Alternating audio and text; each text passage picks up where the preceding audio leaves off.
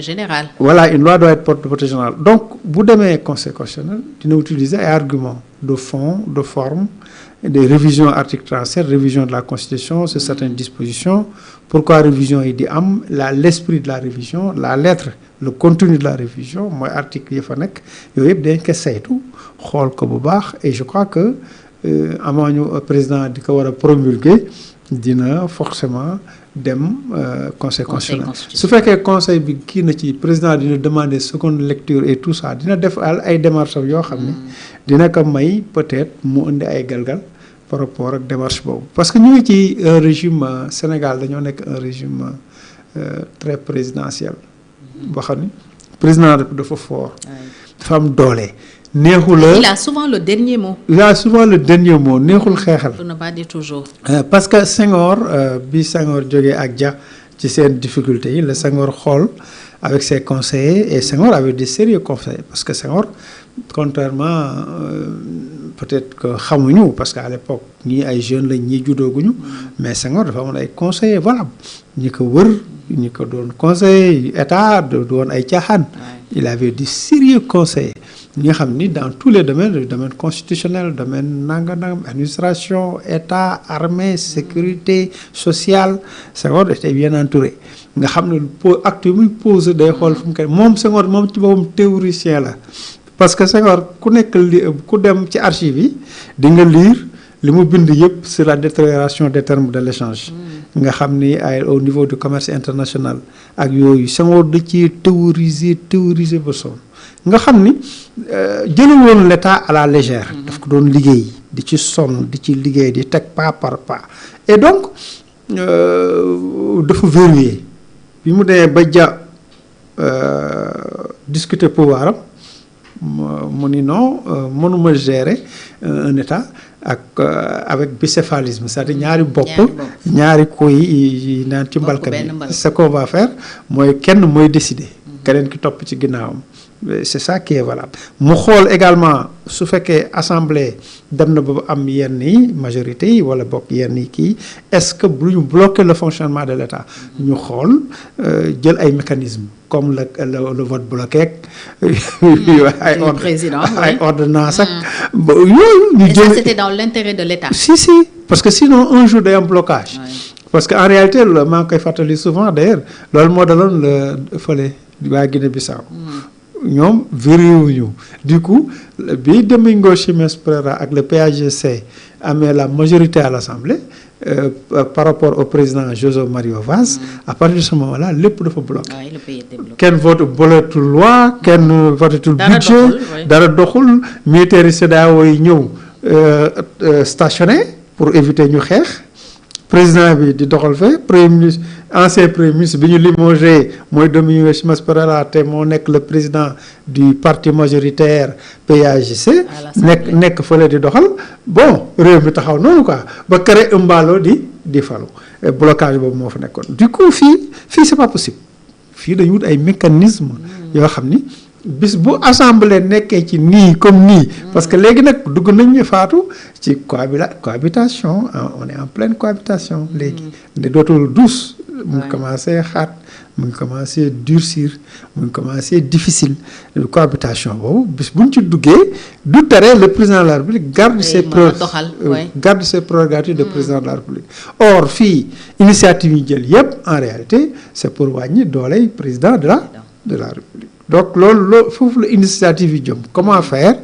pour wàññi dooley président de la République wàññi xaalisam wàññi ay possibilités contrôler ay ministres contrôler ni muy doxalee et cetera loolu nag bon xeex politique la maintenant on va voir parce que d'ailleurs moo tax certainement nga gis yenn responsable politique yi nga xam ne am nañ expérience politique nee nañ assemblée bi mënuñu ko bañ a tas assemblée bi dégg naa sax Abdou Karim Sall démb ko ma bëgg démb Abdou Karim Sall ancien ministre wax na ko c'est-à-dire que mënuñu bii assemblée moom mënuñu ko bañ a mënta continuer c'est-à-dire une assemblée boo xam ne évidemment day indi ay roues ay problèmes ay bâtons ci roues yi dans les roues du président mais assemblée boobu bi fi toog assemblée boobu dañ koy tas et loolu foofu lañ jëm. alors fii ak ñu koy tas li nga wax ni c'est au plan institutionnel mais au plan politique aussi ñu ngi ruumandaat effritement wu majorité Ousmane Sonko. au niveau de l'Assemblée. Oui. am na ñu naan au moins il aurait perdu 50 députés ñii naan 60 yoo xam ne xëy na tey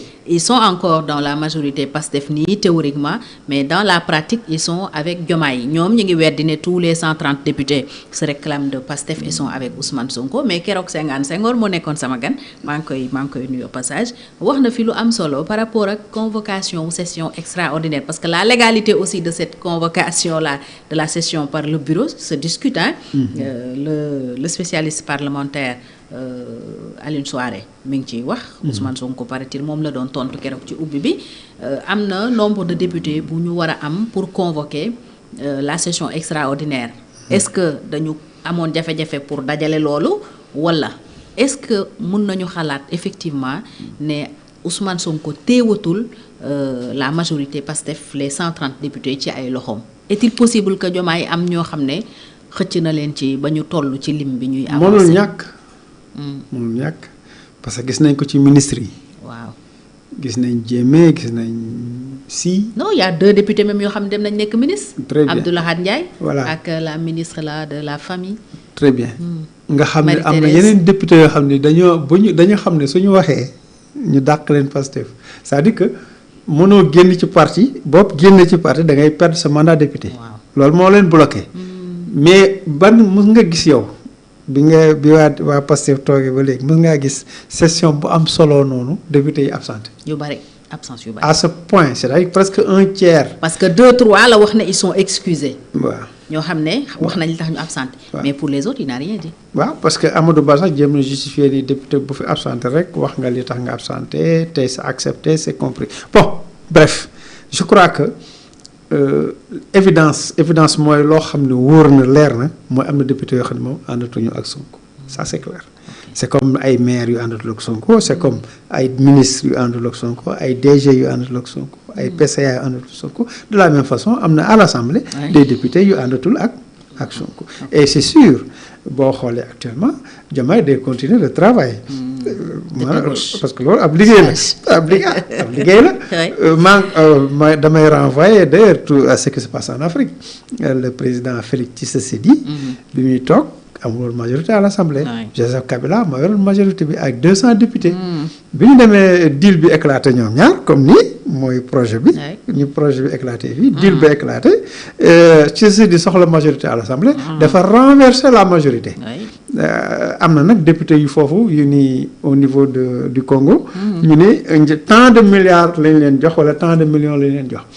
ba joxe montant mais comme daal bref.